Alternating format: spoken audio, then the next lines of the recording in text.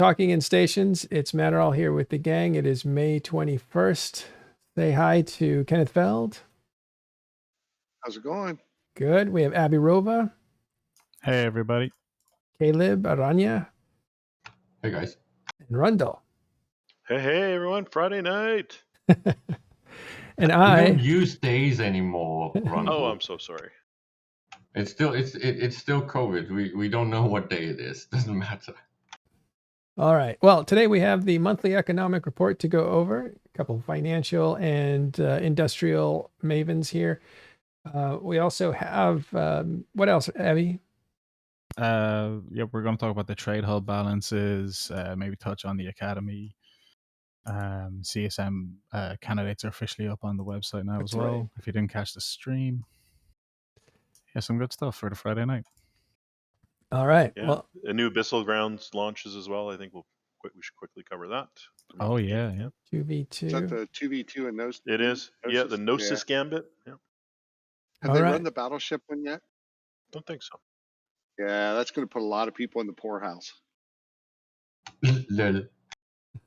All right. Let's get started. You guys want to do news first and then go to the MER? Does that make sense? Yeah, probably. The MER will take most of our attention, probably, right? So yeah. All right. Well, Abby, let me know what you want to go to first. Academy? All right. We touched a bit on it yesterday. Sure, let's do that. Well, let's actually, sorry, there's a bunch of stuff to talk about, trying to figure out where to begin, what makes sense. That's going to be for later, but 1DQ, something's popping off on 1DQ. Does anybody know about that? I think they're trying to hack the systems. They're attacking more than one system tonight, as far as I've been told. And there's a lot of fleets out, a lot of pings going out. I know nothing. Are you playing coy? And hey, this is in-game stuff, Kenneth. You're allowed to talk about this. You can't claim NDA on it. Friday Night Fight Club. That's all I can tell you. Yeah, this is worse than NDA. This is PL OPSEC. That's more important than NDA. I know nothing. I will say nothing. Something's going on there in Delve. But we will wait and we'll monitor the situation and see what you guys can throw our way. We've got some asks out. We'll see if they get answered. And if they do, you'll know what we know. Okay, let's have a look at the, where should we go first? I think we should go with the Academy and do a little bit of praising. I almost feel like putting that applause meme up on screen because I love everything about it. Yeah, let's bring that up. Here it is. Yeah, a little backstory on the CSM was briefed on this probably a month ago, maybe 6 weeks ago. We were all very much in favor.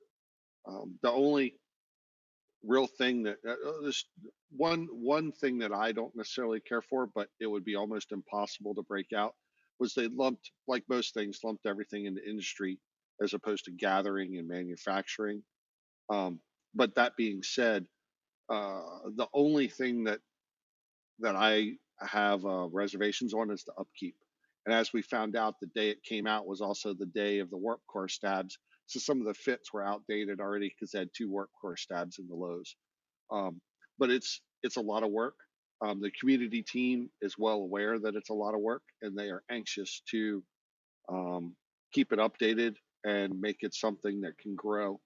And I think it will be a very, very welcome addition to EVE for new players and some veterans maybe venturing into a different part of EVE that they haven't tried before and just need a little help getting going. Yeah, I think one of the things you mentioned there is the upkeep. I think it would be prudent if CCP considers using more source material from the player base when it comes to editing the mentorship videos, because if they have to produce an entire video every time there's a change, that's not really viable. So I did see some feedback from I think it was CCP Aurora, saying that, I mean, with regards to ship changes, they were aware of that. They were just coordinating with multiple teams, but they are fully committed to keeping this thing updated. And they have, you know, reached out and they're working with some of the partners from the Eve Partner Program already. So I imagine the plan is, as you said, offload the hard work onto the partners and the community members, and then bring it into bring it into this website, and just make it a shortcut, condense it all down. Like one thing I liked about it was it saves you having to go and find 10 different websites where this information is spread out across the place. You know, it's like a directory. Yeah, it would actually. I think it would be cool if they almost did an automatic edit thing. So when they posted the videos, it's basically just a video edit of bits and pieces from the player community commenting on the types of stuff that they want to present. So an example is from these past weeks when we've had all these changes and updates and CCP going in and tweaking CC and all that, right? So we actually have a lot of the partners talking about the changes, and then the next day the stuff is actually already outdated. Yeah, that's called parallel teams, though, with deadlines and schedules. And I would hope, I imagine, once they get in the flow of things, they'll coordinate those things so that doesn't happen, or they'll put a big red X through it and be like updating soon, or they'll figure it out. CCP Swift is part of that team. I know that would have driven him nuts in the past as just a player seeing that. So hopefully that mindset will translate into his new position and assists. But look, first time, right? You just gotta. There's a manager in the background saying, "Just get the job done. You got to start. Get it on time. You committed. Let's do it." And then, and there's 3 other teams doing whatever they're doing, and we know they're not very well coordinated between their parallel teams. That's probably the thing that you're really complaining about. Oh, and I do have one big complaint. When they put the website up, the link that talks about the partners and the partners in the partnership program, that link took you to the apply for partnership and not to actually show any of the partners. Oh, did that get reported and fixed, or? I don't know if it was actually reported. I just thought it was funny because you read the sentence and it's like all these great partners that we're working with, and then you click that link and it takes you to the apply for partnership. It's like, that's not what I was looking for. Yeah. I think a lot of the work done here, I'm not sure if it's public or not, was by Ashy. Yeah. And she's one of the, this looks like her work, right? I think a lot of the she does a lot of this kind of stuff anyway on her own website. So this just looks like it was something that CCP wanted to fully support. So they brought in the right people to do it. And now it's being done. And this is a real, it's so funny it took so long, but a lot of the people that I know that tried Eve, when I said, "Oh, you tried Eve, how'd you like it?" They're like, I mean, I finished the tutorials, but then I didn't know what to do. And this is, that was the thing I heard the most from people who said Eve wasn't for me. It was not, it's too hard or it's too this or too that. They just really didn't know what to do next. We all take it for granted because in one way or another, we found a group to belong to or found enough to hang on to. But some people need more than just that. They need a path. So this is what that's kind of a remedy for.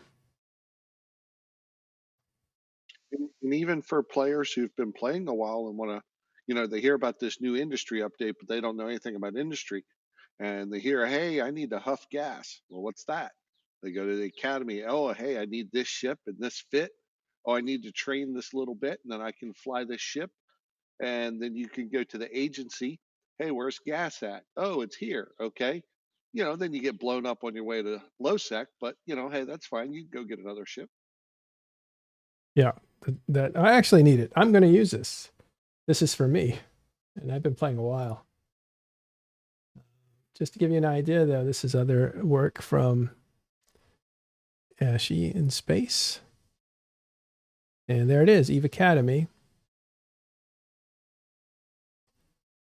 So that's pretty cool. Good for her. And again, a lot of the work that went into it looks like her work anyway. She would do fittings and she would do a lot of advice stuff. So Yeah, Ashley in Space is just a fantastic blog for anyone looking to get into wormholes. I mean, even general, but wormholes in particular. right on. Okay, I didn't want to. We will probably spend more time on this later on, going through each of the categories because there's different professions, like PvPer or explorer or whatever, and so we'll go through those archetypes, but at a separate time. What else we got today, Abby? The PvP event, What's the that? new 2v2 Gnosis. That started today, or Yep. Yeah, Get your it's link. this weekend. all right? The Through the link there in the Gnosis is a podcast battle format. cruiser from the. What is the group that makes all those? Sisters of Eve. No, it's the one that had the something of consciousness, like the council. Oh yeah, the higher council of consciousness. Ashtarothi's in there. He'll tell us in a second. Anyway, it's an NPC faction ship. It's given out Society of Conscious Thought. I think that's what it is, SOCT. Yep, that's it. And they give you a lot of the really interesting Jovian looking ships. And they were always gifts that CCP would give at certain anniversaries, like the 5-year, the 10-year, and so forth. I think actually the Gnosis was a 10-year, and they've just repeated it. But it is a ship they gave you if you were doing login rewards for this 18th birthday that CCP was doing. But Gnosis, again, was the battleship. Sorry, the battle cruiser. Or as RC likes to call it, the cattle bruiser. Yeah, you are you're limited to only the Gnosis, and it's like meta 5 modules and below, and no pirate implants as well. So it's quite a fair fight, right? Yeah, because I think the secret to these ships are that they're usually omni damage. Even the drones, I think, that came with the Gnosis. Is that right? Or the omni damage drones that came with Gnosis that are like about 100 million each. Sometimes The they geckos. geckos. I think those came with the Gnosis, didn't they? They were released at the same time. I think yeah. Probably. I mean, if you came with, meaning launch at the same time, I think that's right. Came with, as in you got a bunch of them. I don't think that's right. No, yeah, I think I don't think they were given to you. I think that I think some were given to you, actually, like 5, but then you could buy more and people would sell them. And sometimes they're worth 80 million and sometimes they're worth 180 million. They just go up and down. And the thing that's special about geckos is that they are omni damage, which allows you a lot of options because I think they're used in special application. People use them in different scenarios, but they were meant to be, I think, incursion.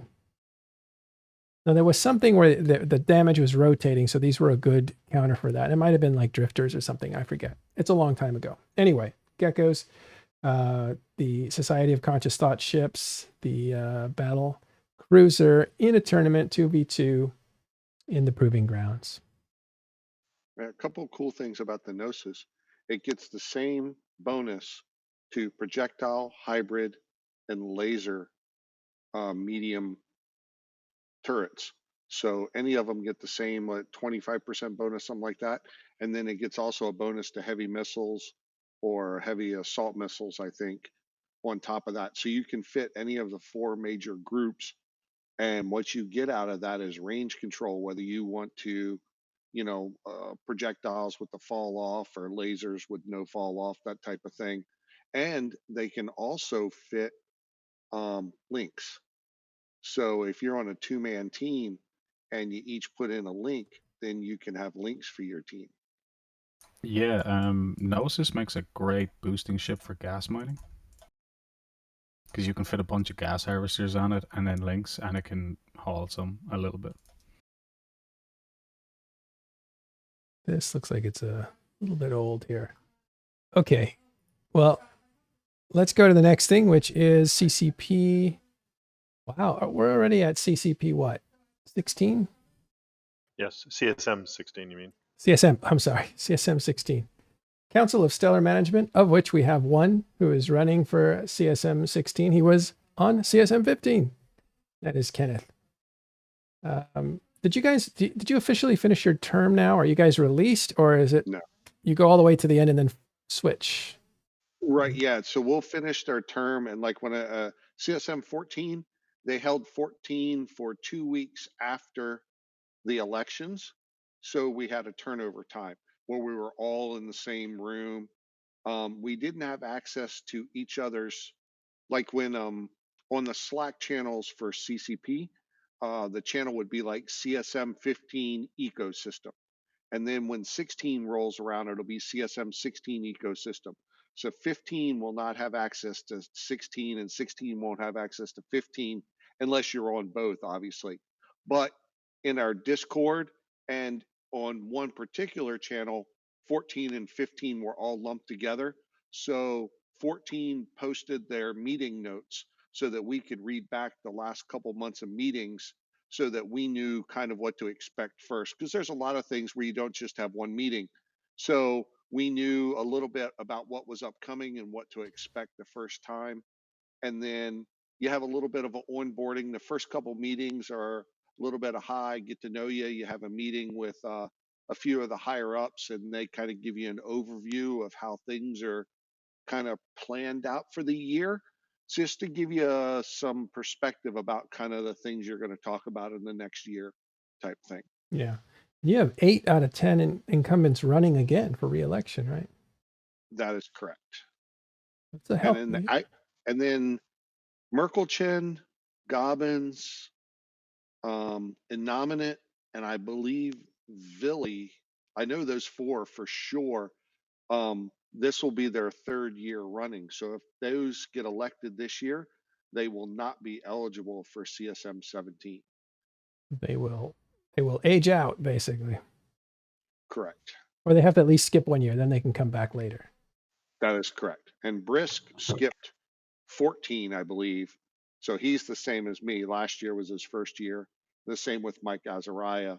He was on it earlier, and he skipped a few years, and this year was his first year, and the same with Phantomite. And Maria Taylor is not running again, but this was his first year, and the same with Torvald. So they won't have any issues with longevity. We're going to have to wait and see when we can convince Steve Renukin to go back. Yeah, I don't see that happening. So this is interesting. Every time you refresh this page with the candidates, it will reorder them. So it's random. That way there's no favoritism. Thing when you vote too. Every time you vote, every time you bring up the vote page, they reorder them in a random order. Yeah. So I kind of find that pretty fair. That's new, right? No, I think it's been that way for a while. I don't know about the candidate page, but the voting has been random for a few years. That way it's not alphabetical order, and someone doesn't just go click, click, click, click, and all the A candidates get it type thing. Yeah. And this has been around for at least 4 or 5 years this way, I think. But I think it's kind of neat, little attention to detail on CCP's part. But your CSM 16 candidates are out. We have a bunch inside Talking in Stations. They're visible. They have a certain color. And they are... You're talking about the TIS ballot. We have 6 candidates. I think it's only goons that have that amount. Do they have 6? I think they actually have... I think Karma Fleet has 6 just in Karma Fleet. Jeez. Karma Fleet, huh? There's a lot there.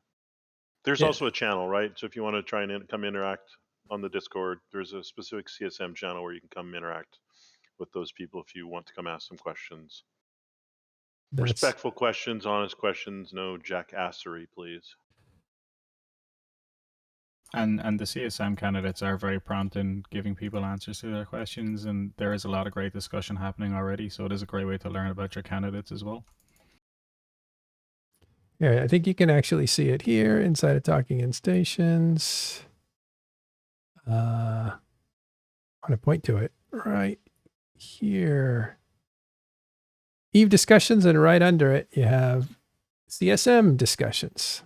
So we're not going to do coverage this year like we've done in past years where we actually do interviews. We find that we just don't have enough time because we're generating so much content in EVE Online in general that to clog up our offerings with CSM interviews, it just wasn't in the cards this year. But CCP is taking up the mantle and having little interviews with, by little I mean short interviews with each contestant, I think. So we'll leave that ground to them. Since they got their station up and running, it makes sense to do that.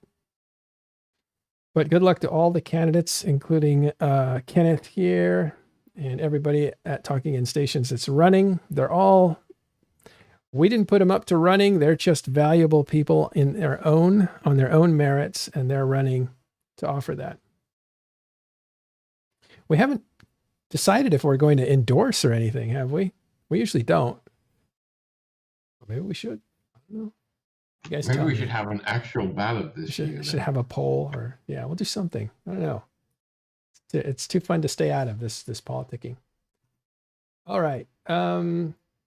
Now for the monthly economic report, we'll talk about the Silk Road, give you an update on that. Here we go.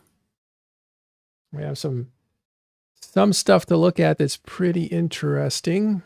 First thing, I'll try to zoom in here, but if you can see this, I think I need to go in a lot tighter. The production numbers are just tanking. Look at this slide right here. Yeah, it looks like the industrialists are yanking their stuff and waiting for things to normalize a bit. Yeah, I mean, maybe.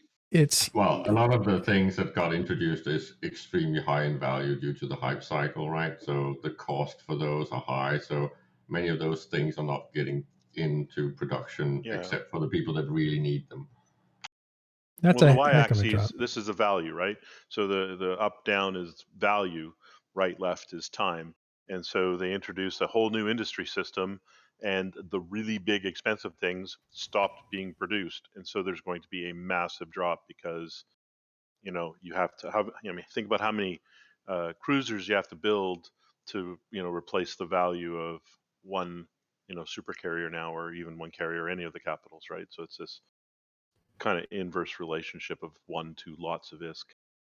Yeah, so. and I do suspect that some of this might actually also be because of the algorithm that price things, right? So they do not have an actual price data initially, which caused a lot of kerfuffle with when it showed build cost, it really doesn't show the correct number.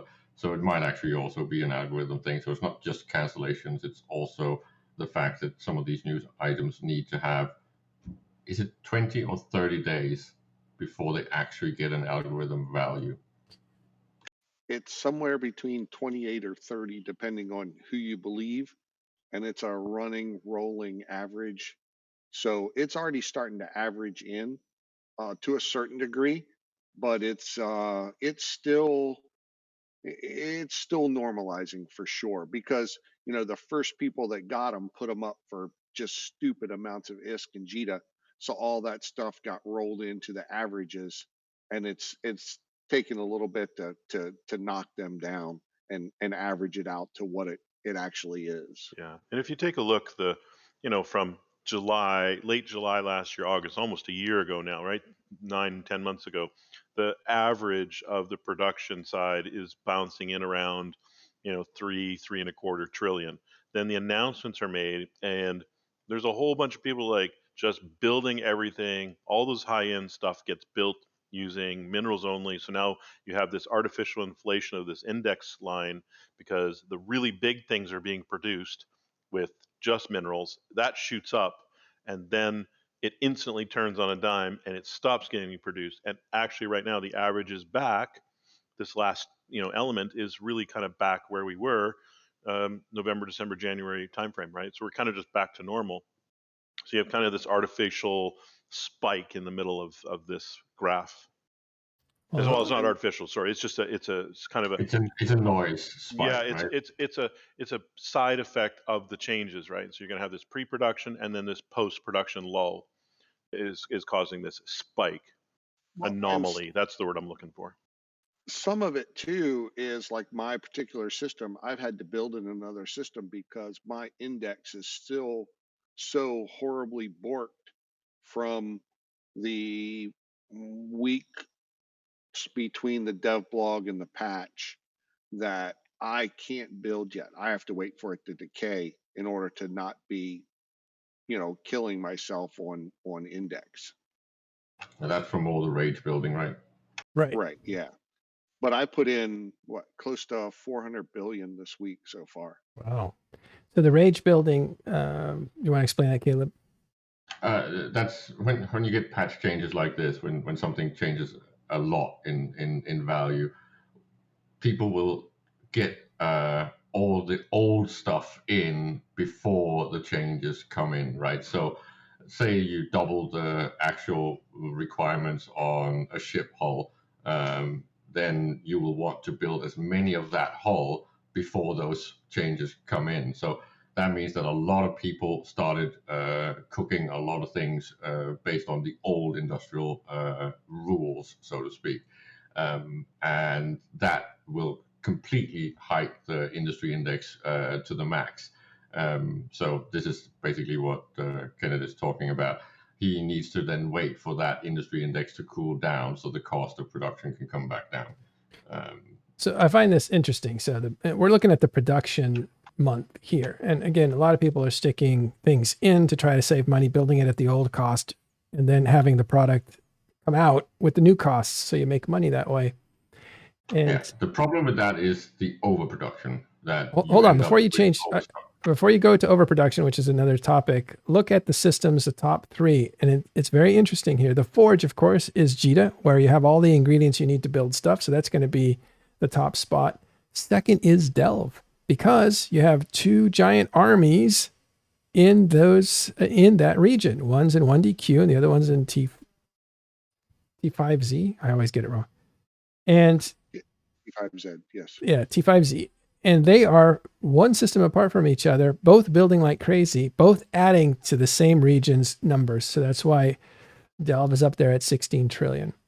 And then here's it's also because this is where you want to get rid of your stock, right? I don't know if how much Kenneth has been building from his old stock, but you want to get rid of that and convert that now when you have the chance. But of course, I still think that you want to diversify what you produce and not necessarily just double down on one big nominal value item.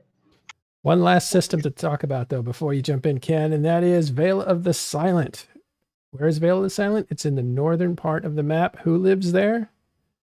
Let's have a look. Fraternity. Fraternity. Okay. It was a quiz. I wanted to involve the audience. It was a quiz. I was trying to get them in there, but okay. Fraternity. If you want to see the correlation, look at look at the regions for total value mined. You'll notice some peculiar similarities. Okay, let's have a look. How did I lose my spot? Mining values by region. What do you say? Oh, that number one spot.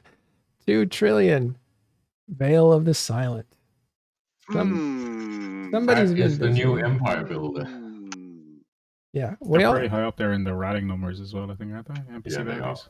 Let's just talk about Fraternity for a second. They're mining twice as much as anybody else right now. They're building third, only to Delve, where the rest of the nullsec empires are stationed. And they're in Poshvin, making some deals there. And they have like 40 systems in wormhole space, apparently. And they have backed the play of Hard Knocks and Laserhawks. These guys, Fraternity, are the power brokers of the next year. Then the new Imperium, basically. A small version maybe, but they're still doing it the same way. They're very much taking a page out of what the Imperium did during the fat years, right? I am expecting this to continue. I think they will keep this growing. And here's the funny thing. They are making money, right? But they have a need for that money. I'm not sure I can say what it is. They might be building a giant time machine. I don't know. But they had 3 candidates that were presenting themselves for CSM, and none of them were approved. Therefore, they are going to sell their CSM power, and they are the third biggest voting bloc for CSM votes. So they're going to sell They're that. gonna what? They're going to sell their votes to whoever wants to pay for them. I think they should just give it to the TIS ballot. Maybe we need to pay for them. Who said this? Norris? Yeah. Yeah, Nora said that. Well, he didn't say it directly to me, but he didn't deny it either. Okay. Yep. So He basically saying? said directly. what's to that me. mean, Kenneth? What's that? What do you have That's on? Kenneth checking his bank account. Yeah, his I'm good. fraternity doesn't have anybody, and it's more profitable for them to actually sell the votes than it is for them to trade them with other nullsec empires. I think it's a smart move. It makes a lot of sense. I think Fraternity are making a lot of smart moves, and Caleb's right when he says that they've taken a leaf out of the Imperium playbook from when they first moved to Delve. I mean, Fraternity moved down to Vale to be closer to lowsec, to get their hands dirty.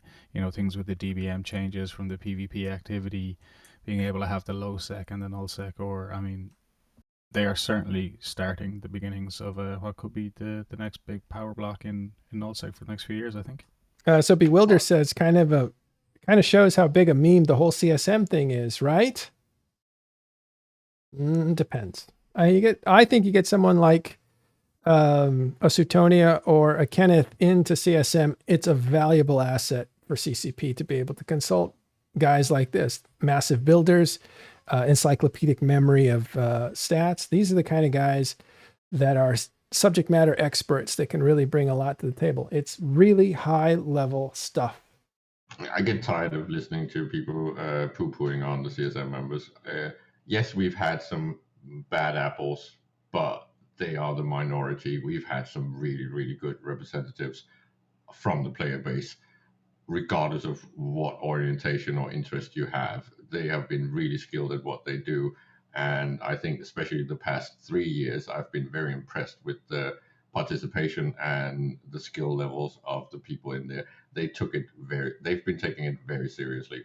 Yeah, and you need to not like when you I'm going to draw a parallel here. When people look at the pets and they humanize them and they apply all these human attributes. Look, it's happy, it's sad, it's excited. I mean, do not bring real world politics and apply it to the CSM. It's not. There's a whole many things that it's not, and there's whole many other things that it is that are just completely different from this utopia of world politics or local politics that you want it to be.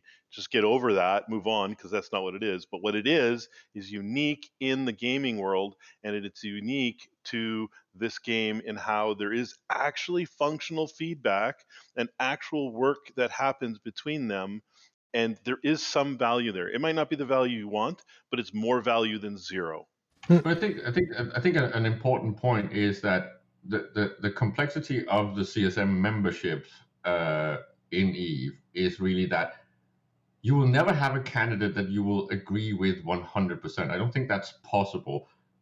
Even the ones that might be your alliance ballot or something like that, you might not even agree with them on certain points, right? But that's not the important thing. The important thing that the things that you want them to represent you on is why you vote for them. Whether or not they have some things that you completely disagree with, it doesn't invalidate them as your CSM representative, because you might not be correct. All right. One last thing on this, Kenneth. This is about Kenneth, right? Because he's like the only guy I endorsed last year to run for CSM, because I know what he's capable of.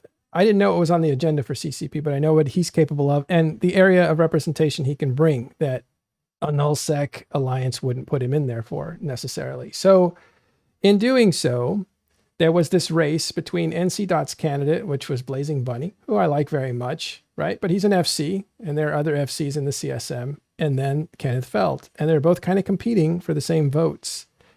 And Kenneth actually barely won those votes. Now think about how much effort Kenneth has put into the kind of stuff that CCP was already going to work on and what that voice means in the CSM to be able to smooth and sand the edges of stuff that's built, pretty harshly. And how different it would have been if he was not there, if it was another FC that was in there instead. I think it makes a difference.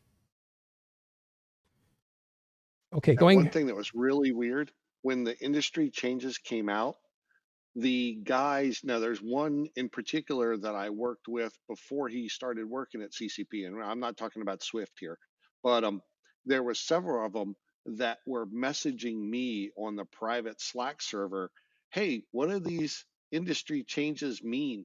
Because they didn't even understand them. And now not all of them are developers. I mean, some of them work in other areas, but they knew that I was on the CSM, and they're messaging me trying to get advice on how to once the dev blog came out, because they didn't even know before the dev blog that this was even happening. So they were messaging me trying to get tips on how they should position themselves to take advantage of the new information.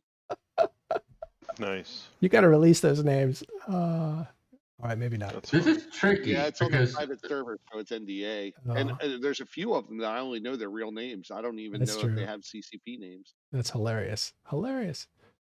Okay, I cut off Kenneth though when he was about to say something about production, and I don't know if you want to go back to that, Kenneth, or if the moment's passed. Yeah, I don't remember. Well, I got a point then. Okay. So, it's Friday night, right? So if you're wondering what to do this weekend, I think what we just finished showing was Veil the Silent could be very, very rich of roracles and other mining barges and ships for you to go, launch a few missiles at. That could be an interesting Friday night or weekend activity. Go for a Roman into Veil the Silent. Why not? Well, See what's it's happening with more all than that just mining. Veil. did you Yeah, just buy up a they're lot of Gemini, orcas or Tribute. rorquals? What's that? They're pretty much that whole northern area there.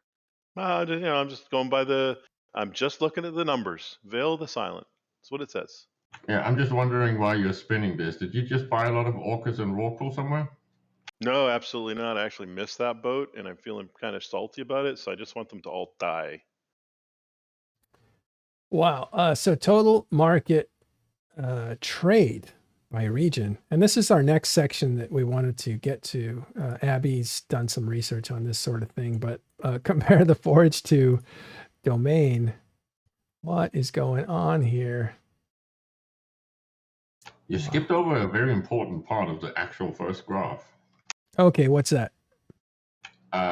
There's one thing that's showing on it that hasn't happened for an age. Oh, yeah, the inversion. Destruction numbers and production numbers, mined value is back at the, oh my God, not good.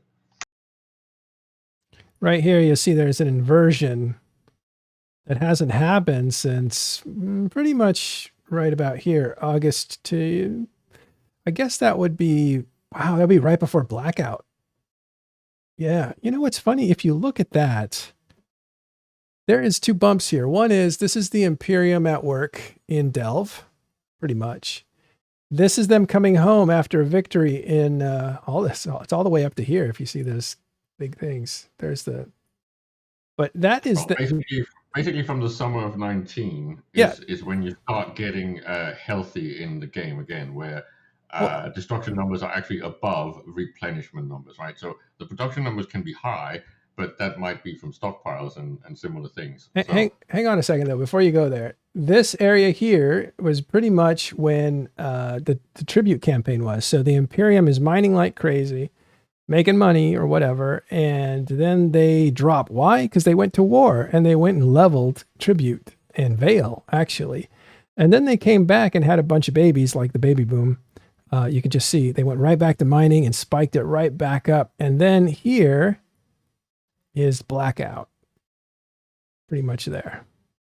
Yeah, basically what you want is you want the two graphs to be detached. You want the yellow and the blue to be as far from each other as possible, and the blue should be above the yellow, right? That's the healthy thing. So when it starts detaching in about October, it's actually when the game gets into something that is outside of the fat years. It can't be totally detached, otherwise you'll have a starvation on one side or the other, right? Well, yellow is mining. You're overproducing, you're under mining, right? Let's just make clear that yellow. Yeah, but you want it to fluctuate, of course, right? You want it to actually have some volatility and go back and forth. Yellow is mining, just so for people who are a little confused. Let me actually take that back.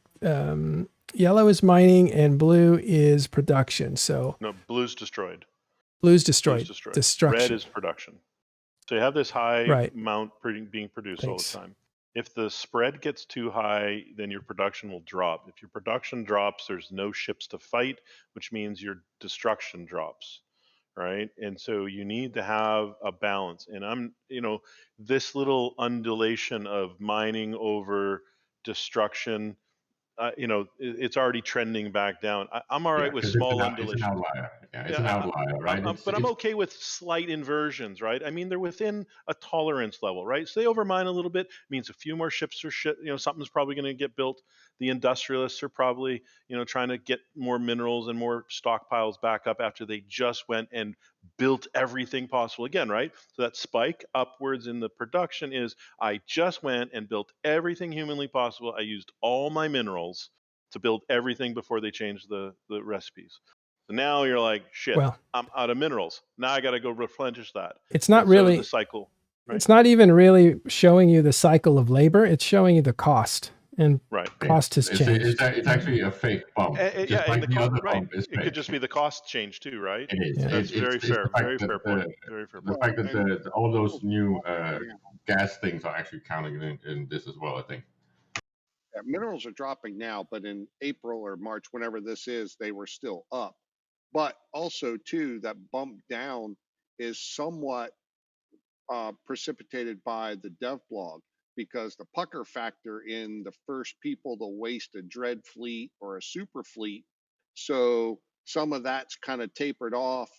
And, there's a lot of fighter bomber losses now, or fighter losses now.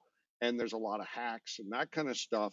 But the big ships haven't been thrown around quite as cavalier as they were in the past. And the keg's lit.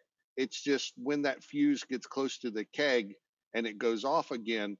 But that fuse is kind of slow burning right now because everyone's worried about replacing the next big one that goes down. So, and you're right with the mining. I think a lot of that is just the value, whereas the actual amount of mining hasn't gone up that much. Just the perceived value of that has gone up. Yeah, that's fair. I was just taking, to me, like the numbers haven't doubled, which means that this yellow line, if the yellow line, if prices instantly double, then the index is going to go up in a doubling fashion.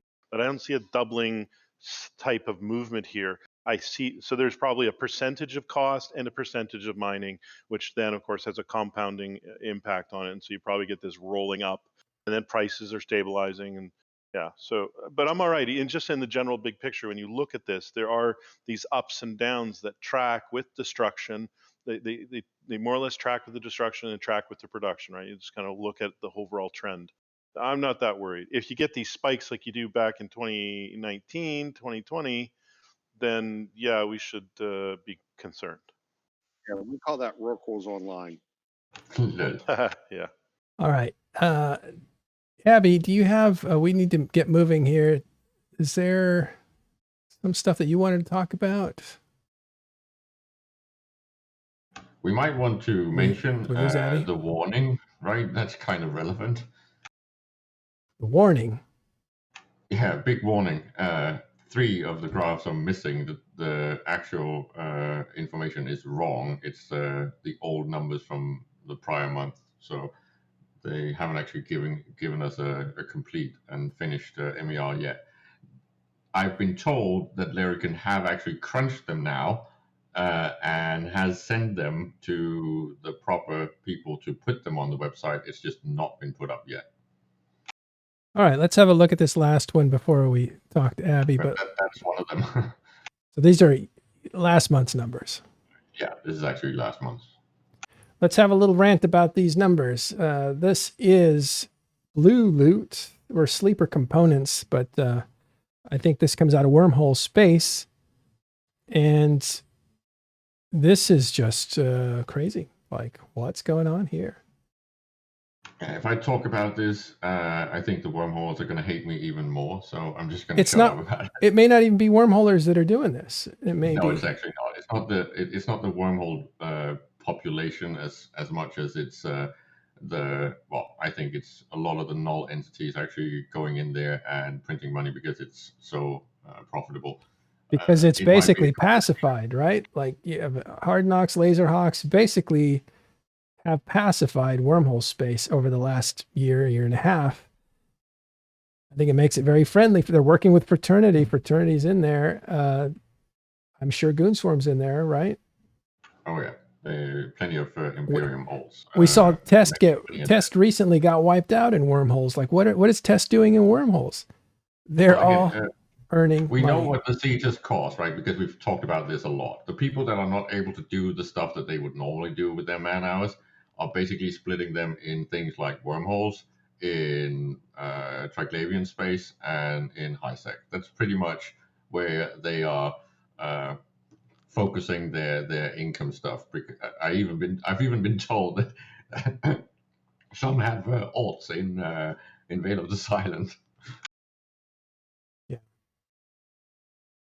I don't know if you have any insight on this, Kenneth, and you may not be able to say if you do, but it's I don't think it's hard to see there's a visible problem with the amount of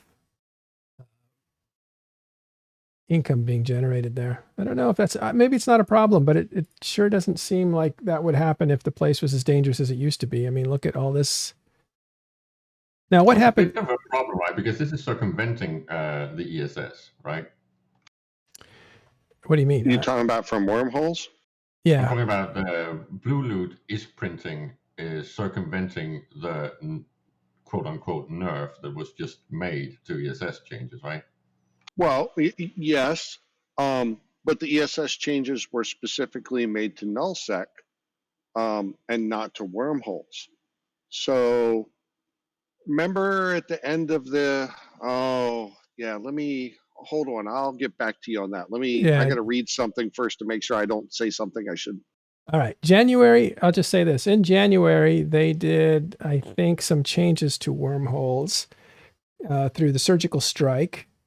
And then in April, they had From Wormholes with Love. So these are the two changes here where they, I believe they made rolling holes harder. So the idea was you couldn't protect your hole as easily. But what wormholers say is that blocked us from rolling holes and getting into other people's territory and messing them up. And so it created a isolating situation that people could benefit from. And pretty much from that point, those two changes really created an environment where you could farm like crazy. And that's what's been going on there. Now, the question is, who's farming? Is it wormholers? Yeah, probably. At least they're the gatekeepers, right? Because I don't think nullsec can control wormhole space like they can. And so you have to look at Hard Knocks, and you have to look at Laserhawks, and you have to ask what's going on.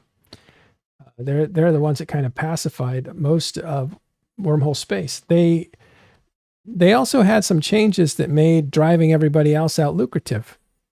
Instead of looking for an ecosystem and some kind of a balance like it used to be, people started to raid other wormhole groups and take their money. Essentially, it was a massive land money grab, taking out everybody that they could. And they could take out everybody because they had time zone coverage with the US and European time zones covered. And then Russians' Inner Hell group was able to take the nighttime shift, basically. And when you have that kind of coverage in those kind of numbers, nobody can really contest that. So it was their show. And this is the result of their work, I think. And also the sneaking in and maybe the renting. Who knows what's going on here, but a lot of people are getting in on this money. And you have to look at that. I think it's something needs fixing. I think industry too, right? The needs of the wormhole components is going to drive a lot more people who normally wouldn't go there to try to, set up an arm or a location or find, do something, right? I think that's a real factor as well. The big producing blocks, the big producing alliances, coalitions are going to need the components out of wormhole space in probably volumes that are greater than what they're willing to negotiate for on an open market. Well, but that's meaningful stuff coming out of wormholes, right? that's nice. That's Yeah. good and healthy for the game. But ISK printing like this is maybe not so much. I'm not that worried because if you look at the money supply, that's actually something that has finally gotten under control from CCP. It's no longer this steady 2 to 3% per month growth. Now it's actually almost flatlining. So I'm not that worried about these ISK faucets right now. I like what Exuki said. Some wormhole changes are definitely in need. They control space. They're big groups. They're consolidated. They've solved it. When something is solved, it needs to be broken up and fixed again. Nullsec's gone through a few repetitions of that. I think at this point, I'm going to endorse other people's thinking about this and say you need to take mass restrictions off holes and just let anything go into wormholes, or you need to find some way to make it unlivable, like holes suddenly collapsing and not being able to live there in a secure way over a long period of time. You have to just excursion in. Regardless of how you choose to fix this, wormholes are not in the place they were intended to be as given to us early on in 2009, where they were supposed to be expedition places where you could get great wealth at great risk. I just want It's just CCP not to there give the wormholers something that is exchangeable instead of something that just goes straight into raw ISK. Yeah. Let me read the last sentence here. Once these changes are live, focus will go towards capital mining as well as the risk-reward attention trifecta of nullsec combat anomalies to seek opportunities around incentivizing high-risk, high-attention gameplay such as capital ratting. Now, they specifically say nullsec combat anomalies, but capital ratting is definitely in the purview of wormholes. So I would think based on that, this is something that will show up on people's radar in Reykjavik and they will look at. Now, the flip side of this is 90% of nullsec is in a war. Frats mining the home country for a lot of the pappy. And so they're able to basically do whatever they want with no pressure on them whatsoever. I don't think a NIT or a Bastion want to go up there and poke their anything in that area. So right now, they don't have anyone to check them. They're just like, hey, do whatever you want. Woohoo! Out of control beetles. And and this is the result of that.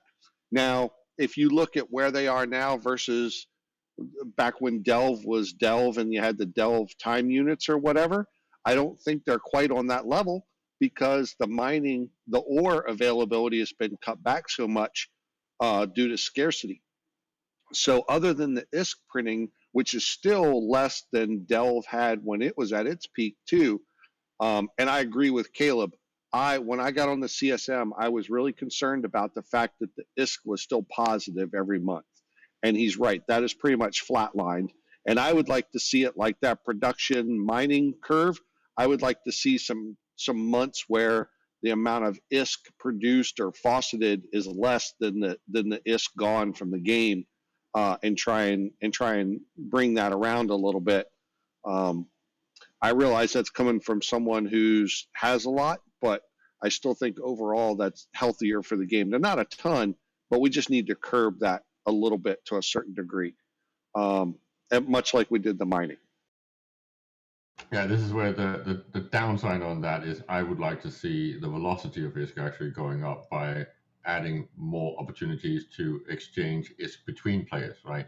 So not faucet sync, not from CCP to players and from players to CCP, but actually from player to player. That will increase the velocity of ISK if we get more of that type of activity, more market stuff, more contracts, more trade, more balance of trade stuff. All of that stuff will increase the velocity of ISK. Well, anyway, it's interesting. I think wormholes in general are something that we should probably focus on. Maybe we'll do a whole episode on the problems with wormhole space. Have some wormholers on, ask them some questions about, what's really going on in that space, but also it doesn't take a wormholer to know wormhole space. I mean, if you live in a house, you occupy the house, you know how the house works, you know how the plumbing works, all this other stuff. But do you really know what the landlord issues are with the government? No. So you need the outside view in as well as the inside view out to get a balanced picture. So we'll be talking about wormholes in the future and why they look so broken here, and some ideas that are extreme that might be able to be looked at as just starting points for how to fix wormholes. And there you go.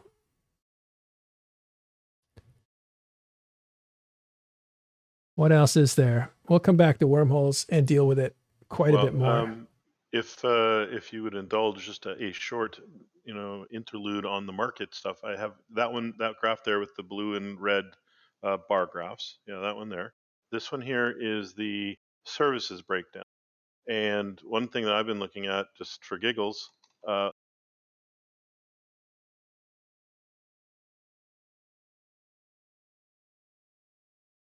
Yes. and the interesting are the jump clone activation fee, the jump clone installation fee, and the office rental fee. So in January, the clone activation fee, the red bar is the player-to-player one. It was 23 billion.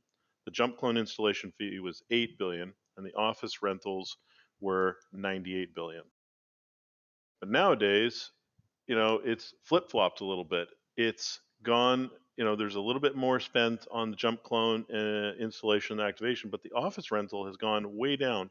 And I find that odd. I would have thought it would have gone the other direction, where more people would now want to rent an office or locate out of a Citadel because you get the nice instant jump to a different clone situation. So I would have expected that index number to go up relative to January, and it's gone down significantly. So I was just curious to the people here, why do you think that is? Is it really just something? Am I missing something? Yeah. Pappy won't charge each other rent. What? So, Oh. yeah, whereas before you'd have Citadel set up, and if you were in some other space or whatever, you would pay a rental fee. But in war, everyone turned their rental fees off. Ah, okay. But that was just January of this year but still there was a significant drop of of like 14 billion in office rental fees. And look at how many Citadels have been destroyed since January. That could be it too, right? That may be it too. Citadels. Yeah. It was just interesting, right? Because I figured what would happen there'd be office rental fees would go up, and I actually thought the jump clone activation and the installation fees would actually go down significantly because people would, be fighting over who wants to come bring their clone to my system, who wants to rent the office from me, and all those sorts of things. I thought it would be a little bit of a home base kind of office rental warfare thing going on. It just didn't. It's just not tracking the way I thought it would. So I don't know. I'm going to keep looking at it because I love the change for the multiple clones in one system or in one station. I really just thought, it would change kind of a couple things and people would be able to make some money from it. But guess not. Anyways, maybe Abby is ready to go. I wonder how much that planetary export tax is going to jump up in the next few months. That's going to be interesting. Yeah, I mean, this is just the tip of the iceberg here. The export or the import? Which one do you want to? Yes. So in January, export, they're almost even still. They were 205 billion and 40 billion export versus import. 205 versus, and right now it's still right about the same amount, 204 versus 40. It's flat. Yeah, the other thing is too is like, in nullsec, everyone turns them off or has them really small. So I don't know that you're going to see, after I thought about it, I don't know how much of that you're actually going to see.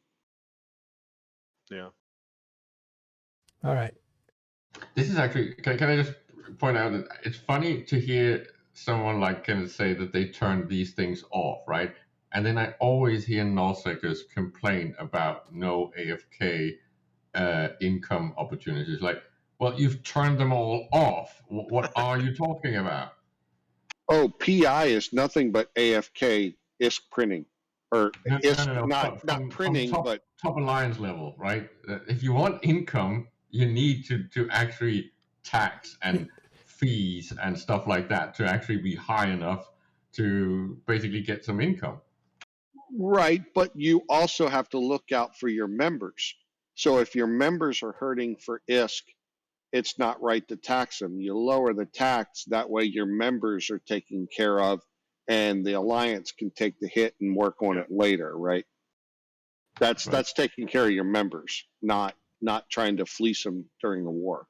But the point is that fleecing them when you're talking about ISK is not that much of a problem, because raw material and stuff like that and production actually circumvents all that. So it is from an ISK perspective that you want to quote unquote fleece them. This is the type of AFK income stuff you want as an alliance, because you'd rather have ISK that you can convert into actual assets instead of having raw materials that you have to mess around with, right? It's better to have a wallet that grows instead of, say, controlling AFK moon mining stuff like in the old days. That's not the type of income bracket you want. You want ISK instead. Oh yeah, we're good with ISK. I don't. Yeah, let the members have it. I like this graph for that reason. It spawns like this is where you could come and try to make some money if the game supported it. Anyways, I'll keep tracking it. It's just a little kind of side project, and maybe I'll bring it up in a couple more months and see if things have changed. But because this really speaks to all the changes for citadels and those sorts of things, and then the PI. Like these are all the fees that exactly as Caleb is talking about. Yeah. So Matt, are we going to try? I don't know if Abby's ready to try or not. Or are we going to try and do it? Go ahead. One last thing on this: the the planetary interaction taxes that we're looking at now. Sovereign space has their own taxing capability. Players taxing other players. That's what they were just talking about. But inside of Empire space, the same thing exists. It used to be NPCs owned all the player-owned customs office, the POCOs they're called. But they're actually now owned all by players. And I believe there's only 2 or 3 groups that own most of the POCOs in Empire space. That's their racket. That's what they do. That's their monopoly, yep. Okay, and they do keep the prices lower than NPCs would have, which is, kind of cool of them, I think. But the Empire space, you do still pay a fee, which you can lower with skills to Concord, SCC, some NPC entity, in addition to the player-to-player tax. Whereas you don't have that in null or low. Oh no, it's in low, isn't it? Or is it? No, I'm not sure. I've never done anything in low. No, it's not low. It's just Empire. It's called a customs Empire tax or some blah blah blah. Mela, don't you? But you've never, All right. Yeah, I'd have to look it up. I think Abby's having internet problems, so we may have to skip him today. Yeah, he's got a pretty interesting thing. I don't want to, he's tried to type it out to us. I don't want to steal it from him. I'd rather have him. We'll table it and do it a different day. I think there was one other chart. Was there any other charts we wanted to look at? This one here. Because this is going to change a lot of this money here. Let's see if I can zoom in. Okay. And I do have January. If anyone wants to do a quick comparison, I can at least throw some numbers up. Or I have January open right now. Oh, you do? I do have January. You tell me what graph you want me to pull up, and I can grab some numbers. It's okay. In this case, it has a historical record, so I don't really need that. But I do want to point out that something big is going to happen this month or next. And that is right here. You see this massive drop from here to here? That is all ratting income, right? It's going okay. And then boom, way down here. And then it kind of stabilizes here. The reason that drops so big is because a lot of money was taken out of ratting and moved to ESS. And it moved into 2 parts of ESS. One was something that could be accessed right away, a little bank that could be accessed right away. And another portion of the money went to another bank, which could not be accessed at all until now. So CCP this quarter is going to give out those keys for ESS payments. And I think they published, Kenneth, maybe you want to help me out. What's the I don't think they're going to give them out. You're going to have to earn them. Oh, but the keys will be available in some way. Available, yes. Yeah. Okay, so I think the amount of money that we're talking about there over the last few months, at least a month ago, was around 8 trillion.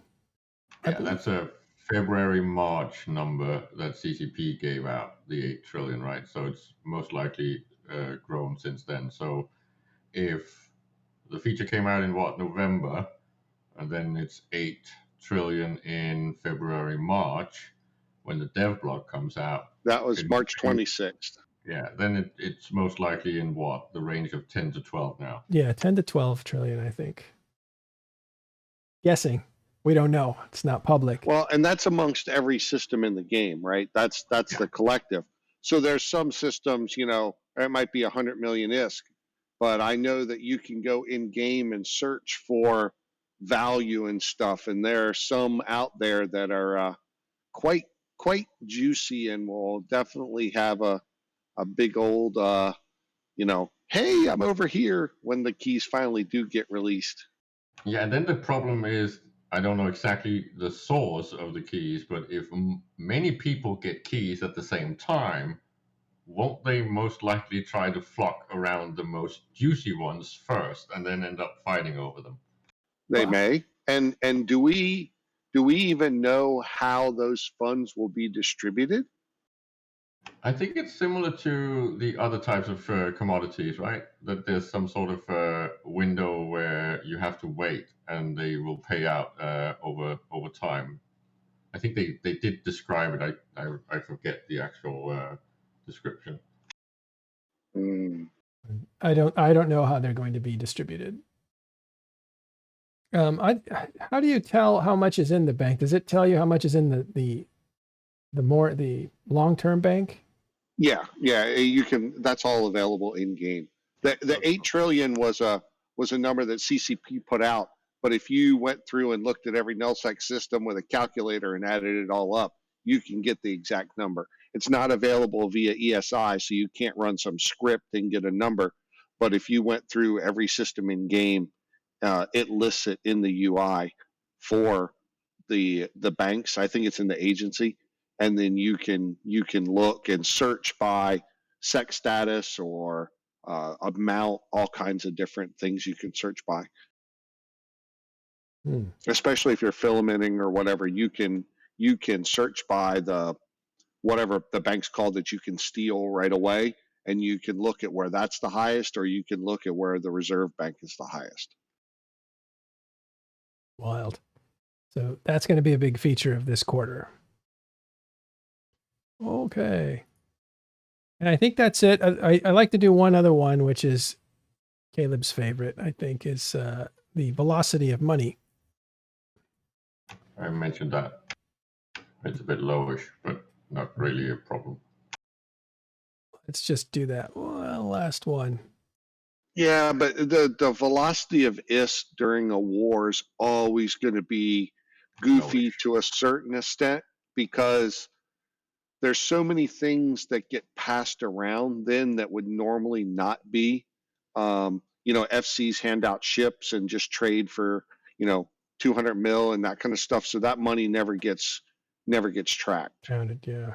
Yeah, there's just not a lot of actual trade going on, not visible and something that can be tracked. This is also why the velocity of ISK will be explosive soon, I believe. As soon as the war starts concluding, and the effects of all of these changes, which will actually require or incentivize more imports, exports, then the velocity of ISK should actually go up considerably.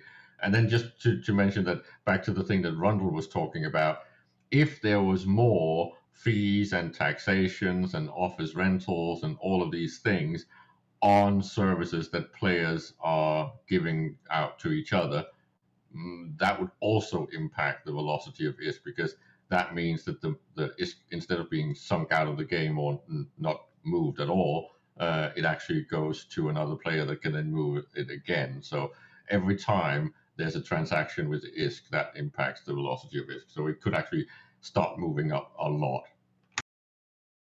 All right.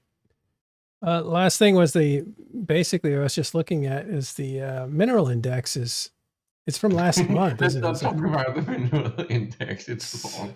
The Uh, weighing is wrong. a The logarithmic calculation. scale of minerals. You Yeah, mean? because that looks something's broken right there, right? Yeah, it's the way that the index is composed that's kind of off, because it's, first of all, it's not a an averaging thing, so it's not a fixed amount that then is priced over time.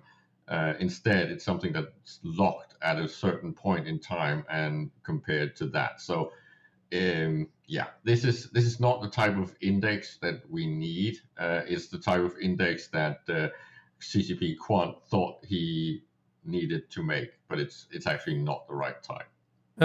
Yeah, and right now we're in weird times, so this is going to be distorted. Maybe. Yeah, I think scarcity is really thrown a monkey wrench into this system. All the stockpiles and stuff that people had, the indexes don't negotiate those things very well. Yeah, and the composition of the indexes are completely wrong, and we've talked about this for at least the past 2 or 3 months specifically. Some of the things that are in something like the consumer price index is actually off. Shouldn't really be there. Some of the things that are in the secondary producer index should not really be there because it's not a secondary product. And the stuff that's in the mineral index is weighed wrong. So all of these things need to be, well, changed or fixed. Right. Okay, well, that's the monthly economic report for April. It's not quite right. There's a couple things need to be updated by CCP, but I think there's some interesting things in there. Most notably, the real downturn in production as production. I don't know what's going on, but it might just be the way things are rated. It's slowed down quite a bit. It's actually kind of halved. And really what's going on in Vail, explosive mining, explosive production, even competes with Delve, which is where the war is and where people are producing like crazy. But that is the month, April, where production costs, harvesting costs changed. So a lot of people are trying to get last minute jobs in, like last minute Christmas shopping. Get in on those sales. That was horrible. The real thing? Oh my Christmas God. shopping, you mean? No. Yeah, oh my goodness. Christmas shopping, you can go on Amazon and get it done in 20 minutes. Yep. This was a nightmare. I would wake up and I would have anywhere from 6 to 10 alarms on my phone for all hours of the night to make sure that I could get up and rotate stuff and make sure everything got done by patch day. And my last builds went in at 10:23 a.m. on patch day. Well, how many hours was it to downtime then for you? Or was it after? No, 10:23 game time. Game so time. I had 37 minutes to spare. Oh my gosh. So you made it last second and put in all the stuff you wanted to put in. Yep. Now, out of fairness, you did that to yourself. No. How could I do it to myself? By embarking on that much of being an industrialist. A normal human wouldn't have 8,000 accounts and have to set 300 alarms to get all the work in, and you did it to yourself by caring. Oh, we're all playing okay, the same sure, game. but I You're mean, the only one who did it. I didn't set 10 alarms. I know the CCP thing is the consistent. right, but The actions you took were your choices, right? It's your choices. That's what he was about. Right, but I could not. I mean, obviously, I knew the changes were coming, but I couldn't put any builds in or buy anything until the dev blog became public. Oh, So I was constrained by the same thing as everybody else. And our community manager, I would text him, "Hey, the dev blog's coming out here. 3 hours after the dev blog is out, I'm going to start putting in these builds and this kind of stuff." And I gave myself a 3 hour cushion just to make sure that there was absolutely, positively not any remote chance of impropriety there. And I waited 3 hours and then I started doing it. And from then till the patch day, it was balls to the wall. wow. Well, you saved some money. You made yourself tired. I was tired anyway and made no money. So I congratulations. mean, I'm just, to be honest, low key jealous that I don't have that much. So I'm going to be a little. I don't know what happened there. My computer just went blank. I think it Oh, went to sleep. Gunshots. Woohoo! Really? Yeah. Oh, but you're out and it could be a duck hunting or something, right? No, it's the middle of the night. It's probably just someone shooting an intruder. But I'll get my gun out of the safe real quick just in case they come by here. I'll get a couple shots off too. Okay, we got to go before some violence America. happens. But just wanted to say thanks, Kenneth. Be careful out there. Thanks, Caleb, Rundle, and Abby, who had his own round of computer problems. We will get him next time. So And we're ending with computer problems and gunfights. That's fine. It's yeah, clear the stream died just as I was giving Kenneth a little bit of hell. He is not coming after me with a gun. Let's be clear about that. shots fired, Shots real shots fired. But thank you guys for hanging out with us. We'll be back on Sunday with the weekend report. And now we're going over to Open Comms. I'm going to go hang out there. Thanks, guys. We'll see you later. Thanks, everyone. Later. Take care. Have a good weekend.